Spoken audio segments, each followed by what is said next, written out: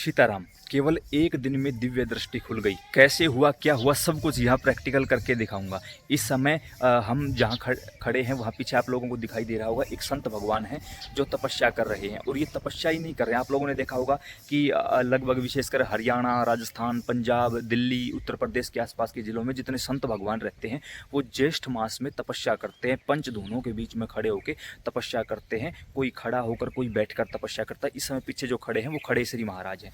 इस समय उनको 9 साल हो चुके हैं, वो 9 साल से खड़े ही हैं, बैठे नहीं हैं। दूसरी बात, ये 9 साल के दौरान उन्होंने अन्न और फल नहीं खाया है। केवल दुग्धपान, जलपान या फिर चाय ले लेते हैं, हुक्का ले लेते हैं। केवल ये इनके अंदर जा रहे हैं, बाकी चीज़ों का इन्होंने त्याग कर रखा है। तो आप लोग समझ सकते होगे कि जो व्यक्ति केवल 6 महीने भी अन्न का त्याग कर देता है उसका शरीर, देहधारी शरीर भी भगवान से मिलने के लायक हो जाता है। ये तो पिछले 9 साल से, और ऊपर से संत हैं, खड़ेसरी हैं, पूर्णतः शुद्धता का इनका ध्यान रखा हुआ है। क्योंकि जब अन्न अंदर जाता है तो काम वासनाएं होती हैं, क्रोध होता है, शांति होती है, ईर्ष्या होती है, द्वेष होता है, यहाँ वहाँ की इच्छाएं जन्म लेती हैं। और जब व्यक्ति इन चीज़ों से दूर हो जाता है तो उसकी इच्छाएं शांत हो जाती हैं, सिमट जाती हैं, केवल और केवल परमात्मा की तरफ उनका भजन होने लगता है। तो ऐसे में जब हम यहाँ इनके सानिध्य में आए, आप लोगों ने देखा होगा कि ज्येष्ठ मास में बड़े मंगलवार आते हैं। तो मंगलवार के दिन इनके सानिध्य में बैठकर हमें जाप करने का सौभाग्य प्राप्त हुआ। जाप किया तो अचानक ही ध्यान लगने लगा। पिछले कुछ दिनों से मेरी एनर्जी इनबैलेंस हो रखी थी, काम नहीं कर रही थी। तो यहाँ आके इनके पास बैठ के हमने जाप करना शुरू किया और देखते ही देखते ठाकुर जी ने ऐसी कृपा की कि एक स्थान पर बैठे बैठे 108 माला करवा ली। इनका नियम है कि ये दोपहर को 12 से 3 बजे तक पंचधूने के बीच में खड़े होकर तपस्या करते हैं। बाकी बाद में इस आसन को छोड़कर दूसरे आसन पर खड़े हो जाते हैं। ये खड़े ही रहते हैं, सोते भी खड़े ही खड़े हैं ये। तो जैसे ही 3 बजे के बाद इन्होंने इस आसन को छोड़ा, दूसरे आसन पर गए। वहाँ जाकर जब अन्य लोग प्रणाम कर रहे थे, हमने भी जाकर इनको प्रणाम कर दिया। प्रणाम करते समय हमने थोड़ा सा कुछ अलग किया, क्योंकि हमने गुरु महाराज से सीख रखा था। तो हमने वही फॉर्मूला यहाँ पर अप्लाई किया। कौन सा फॉर्मूला? कि जैसे ये खड़े हुए, हमने जाकर अपना आज्ञा चक्कर इनके दाएं पाँव के अंगूठे पर उसी समय रख दिया। और रखते ही एक ही क्षण में, यहाँ पर सेकंड का जिक्र नहीं हो रहा, एक ही क्षण में मूलाधार चक्कर से एनर्जी आज्ञा चक्कर को टकराव करने लगी।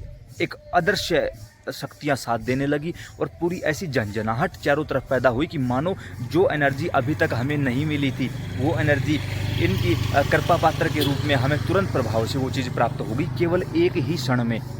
और आज्ञा चक्कर पर आसपास की जो एनर्जी थी वो दिखाई देने लगी। यहाँ से मेरा घर 10 किलोमीटर दूर है। जब मैं अपनी गाड़ी उठा के यहाँ से घर की तरफ जा रहा था तो रास्ते में जो जितनी भी नेगेटिव या पॉजिटिव एनर्जी आई वो सब कुछ मुझे दिखाई दे रहा था। तो कहीं ना कहीं मैंने विचार किया कि देखो, जब पहले इतनी सारी साधनाएं कर ली, इतना कुछ कर लिया, तो भी इतनी एनर्जी महसूस नहीं हुई जितना जो ये एनर्जी या तो सबसे पहले मुझे तब महसूस हुई थी जब भगवान की कृपा से, भगवान शिव की कृपा से हमें गुरु की शरणागति प्राप्त हुई थी। और जब हमने गुरुदेव भगवान के अंगूठे पर अपना मस्तिष्क रखा था उस समय ये एनर्जी महसूस हुई थी, या फिर ये एनर्जी इस समय महसूस हुई। 2 ही बार ये एनर्जी मुझे महसूस हुई और अद्भुत एनर्जी है, अद्भुत एनर्जी है।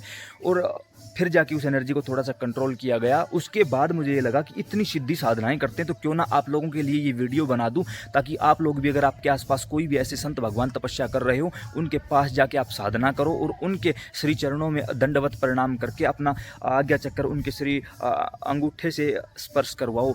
पक्का पक्का पक्का मानना आप लोग भी, पूर्णतः कुंडलिनी जागरण हो जाएगा, दिव्य दृष्टि पूरी तरह से खुल जाएगी, 5 परतें मेल्ट हो जाएंगी और आपके देखते ही देखते वो सारी एनर्जी आपको दिखाई देने लगेगी, सुनाई देने लगेगी, महसूस होगी, आपका शरीर बता पाएगा।